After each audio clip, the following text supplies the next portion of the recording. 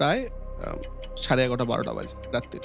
আমি কি করলাম, মা বগলার দিকে ঘুরতে যাব, আর তার মা বগলার ঠিক পেছনে একটি সিঁড়িতে দেখি সাদা শাড়ি পরে কেউ দাঁড়িয়ে আছে এবং তার মুখটা প্রায় কঙ্কাল টাইপের, মানে শুকিয়ে গেছে। কিন্তু আমায় যেতে হবে তাকে পার করি মা বগলার দর্শন করতে। এরম করে আমি আমার পাশ দিয়ে যাচ্ছি, উনি হাতটা এরম করলে এই আঙুলটা একটুখানি যেন লম্বা হলো, এরম করলো, আর আমার এই জায়গাটা লাগলো। আমি পাত্তাও দিইনি, লাগলো। আমি কি ঠাকুরকে নমস্কার করে বাড়ি চলে গেছি, হয়ে গেছে, ঘটনা শেষ।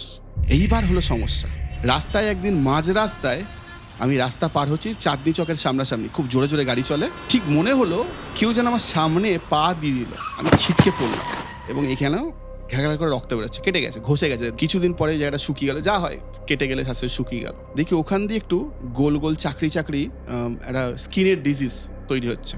আচ্ছা। আমার সঙ্গে সঙ্গে মনে হলো এটা তো কোনো ছোটোখাটো ব্যাপার না, এটা অন্য কোনো ব্যাপার। আমাদের কাছে মধুসূদন দা বলে একজন দুধ দিতে আসতো এবং তার নিজস্ব খাঁটাল ছিল। তাকে বললাম যে একটু দেশি গরুর যদি একটু গোবর এনে দিতে পারো আমার জন্য। সে বলে হ্যাঁ, কোনো ব্যাপার না, কালকে এনে দেবো। আনলো, লাগালাম, কমতে শুরু করে দিয়েছে। 7 দিনের দিন 0। কেউ অনেকে বলে ভূতের আঁচড় হয়েছে, এই হয়েছে, সেই হয়েছে, প্রবলেম হচ্ছে, স্কিনের ডিজিজ হচ্ছে, সারছে না কারোর। প্রত্যেকে বলছি দেশি গোবর লাগিয়ে দাও, যদি না অন্য ওষুধে কাজ করে। অন্য ওষুধ কাজ করে গেলে দরকার নেই তোমার।